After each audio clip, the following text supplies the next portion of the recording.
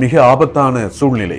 புயல் எச்சரிக்கை விடுக்கப்பட்டிருக்கிறது. அதுவும் கடற்கரை ஓரத்தில் நின்று ஒரு செல்ஃபி எடுக்க வேண்டிய தேவை இருக்கிறதா என்ற கேள்வி இப்போது எழுந்திருக்கிறது. காரணம், ஒரு செல்வியால் இருவர் கைது செய்யப்பட்டிருக்கிறார்கள். இலங்கையைச் சேர்ந்த ஒருத்தரும் இந்தியாவைச் சேர்ந்த ஒருத்தரும் ஒரு சிறுவனும் உட்பட இருவர் கைது செய்யப்பட்டிருக்கிறார்கள் ஹாங்காங் போலீசாரால். இந்த சம்பவம் ஹாங்காங்கில் இடம்பெற்றிருக்கிறது. ரகாசா புயல் எச்சரிக்கை விடுக்கப்பட்டிருந்த வேளையில் ஒரு கடற்கரை ஓரத்தில் இருந்து ஒரு ராட்சத அலை வந்து அவர்களை அடிக்கிறது. அந்த செல்ஃபி எடுக்கும் போது அந்த வீடியோவை பார்த்தால் தெரியும்.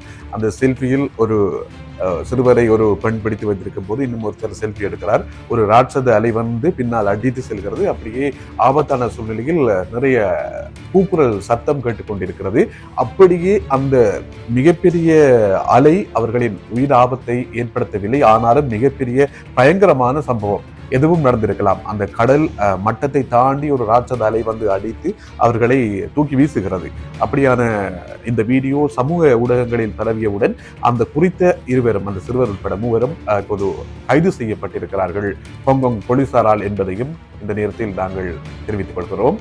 செல்வி எடுத்து மகிழலாம், தப்பே இல்லை. ஆனால் நேரம், காலம், அது நேரம் ஆபத்தான சூழ்நிலைகளை எல்லாம் கருத்தில் கொண்டு செல்ஃபி எடுத்தால் எந்தவித தப்பும் இல்லை. இதே மாதிரி மிக ஆபத்தான சூழ்நிலைகள், ஆபத்தான சூழலில் இருந்து கூட நிறைய செல்ஃபிகள் எடுக்கப்பட்டிருக்கிறது. அது மிகப்பெரிய ஆபத்துக்களை, ஏன் உயிர் ஆபத்துக்கள் பலவற்றையும் ஏற்படுத்தி இருக்கிறது.